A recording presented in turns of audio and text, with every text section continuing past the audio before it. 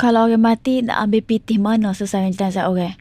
Itu kata terakhir Muhammad Syazwan Hakimi Ibrahim, 21 tahun yang maut dalam kemalangan di kilometer 25 Jalan Gomusang ke Kuala Krai pagi tadi.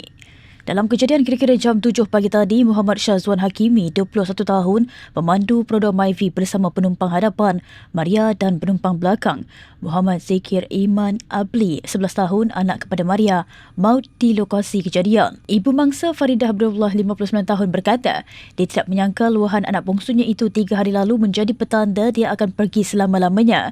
Katanya anak ke-8-nya itu seorang yang periang dan ceria, selain sangat ringan tulang membantu mereka yang memerlukan.